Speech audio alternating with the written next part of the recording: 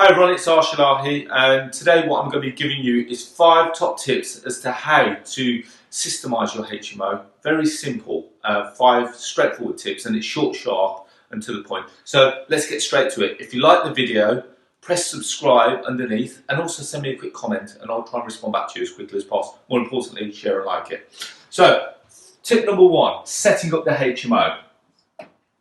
When we're setting up a HMO, the way that I like to do it is think about the flow as to how it's going to operate, where the tenant's going to go, where are they going to almost like get together, how they're going to congregate. Is that going to cause me an issue?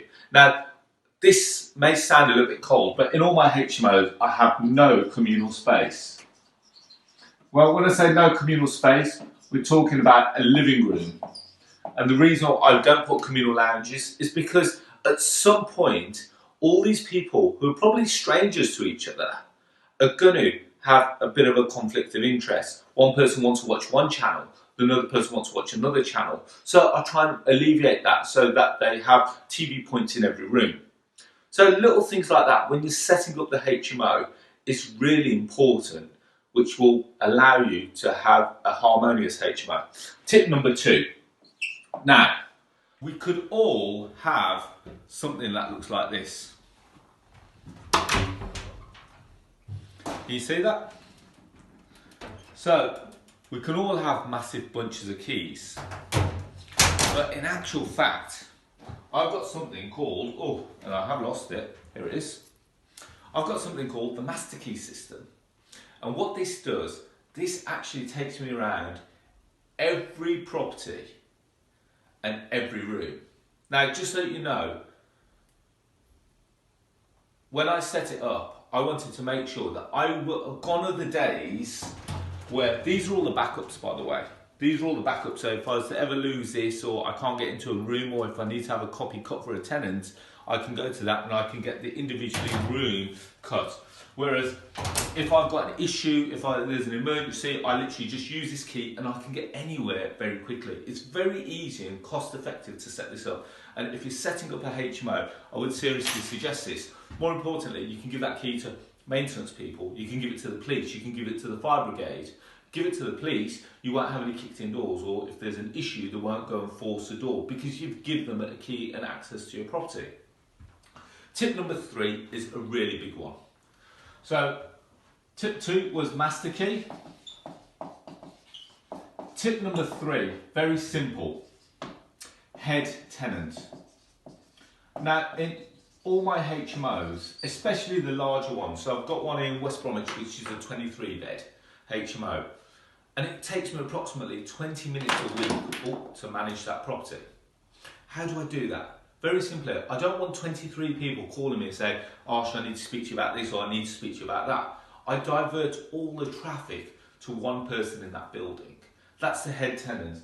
And how it operates, very simply, is that that person in the house and all the people go to him with regards to any issues, or if they've got an issue with rent payment, if they've got an issue with their tenant. And then that head tenant can then either speak to me or also has the authority to instruct maintenance. So, how this really works for me, why this person is really important for me, is I've now structured this person, let's call him Martin, by the way. And what Martin does for me, he now actually does all my viewings for this property. I've actually instructed so that all the adverts, so when I advertise on Spare Room, when I advertise on Gumtree, all the viewing, all the calls go to Martin, so I've diverted the calls. As a result of Martin living in the property, Martin can do viewings at 7 o'clock in the morning, 9 o'clock in the evening. Now as a landlord, if that was me, would I want to go and do a viewing at 9 o'clock in the evening? You've got to remember, people work all kinds of shift patterns and sometimes they can't get to us within the standard 9 to 5 day. Now as a landlord, I want to try and be as free as possible, and so that I'm not running around after tenants and also prospective tenants at 9 o'clock in the evening.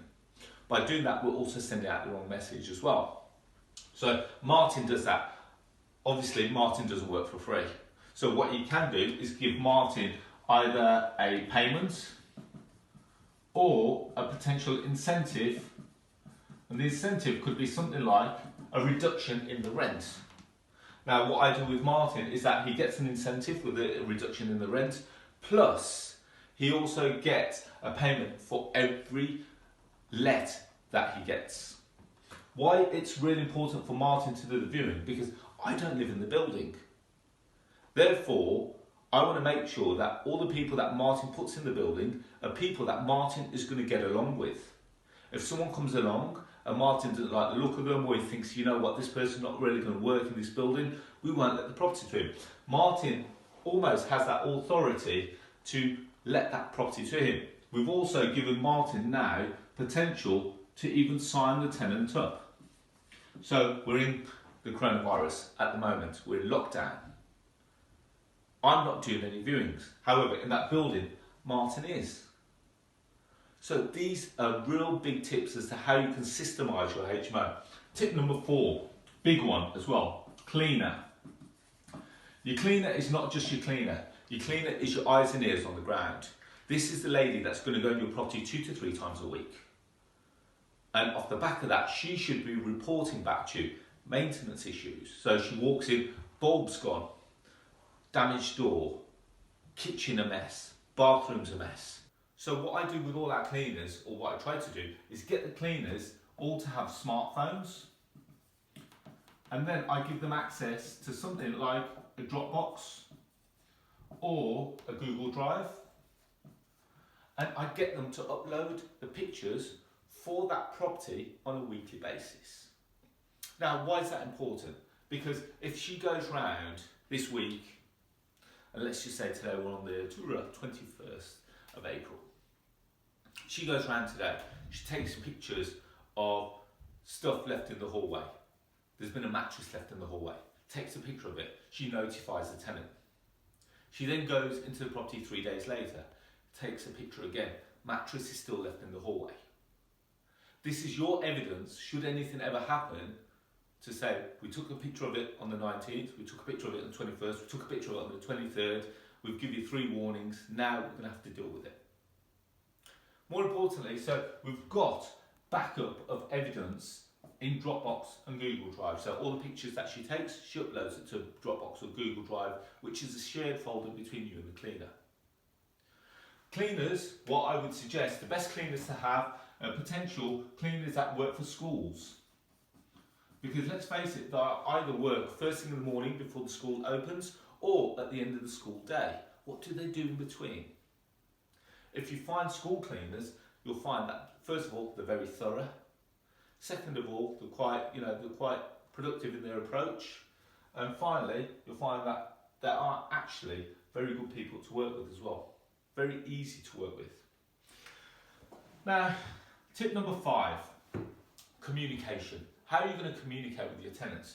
I've already told you that I try to alleviate myself away from the communication. The reason why I say that is because I don't want 1,100 tenants trying to call me and say, Arsh, I've got this issue, I've got that issue. So what are you doing? Now, I know lots of people, they set up WhatsApp groups. They set up groups in stuff such as, like, for argument's sake, you've got Slack. You've got other communication groups. Is that what you want to do? Because by setting up a WhatsApp group, are you really removing yourself away, or are they making it easier for you to contact? WhatsApp groups are good because in a WhatsApp group, not only can you have the tenants, you potentially also have the head tenant, you can also potentially have maintenance people, and you can also potentially have landlords and also letting agents. So if your property is managed by a letting agent, you've got to get the letting agent's consent for them to be in a WhatsApp group. And what you could do is pretty much see what's going on in that property. If a tenant says that they've got an issue, they put it in the WhatsApp group. Now, if the maintenance, let's just say tenant says, I've got a broken toilet.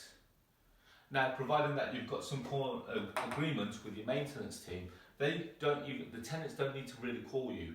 They've logged it in the WhatsApp group. As a result of logging it in the WhatsApp group, your maintenance man or your maintenance team should pick that up and say, okay, property number 123 ABC Street has got a maintenance issue, let's go and deal with it. And providing that you say to them anything up to, for argument's sake, £100, you can do without any further confirmation from me as a landlord, or you don't need to contact me and say, can I do it? They should be able to go and do that without contacting you as a landlord. Letting agents can communicate with you easily with not only you, but also your tenant, that group as well. So there you have it, guys. These are 5 very quick tips as to how you can systemize your HMO very quickly and make it to a point where you can pretty much be hands off. I'm not saying that it will always go perfectly right for you, but this is something that I've perfected over the last 15 years, and it's worked for me extremely well. If you take nothing away from this, take the one tip of the master key. Don't be that person that walks around with massive bunches of keys. You don't need to. For the same cost that's going to cost to install a lock, just adjust it so that you've got that one key that fits every door. Hopefully you've liked the video. If you like it, please subscribe to the channel by clicking the notification bell below. Please leave me a comment and I'll respond to it as quickly as I can. More importantly, please feel free to share and like the video and the page, and I'll speak to you all soon. Thank you.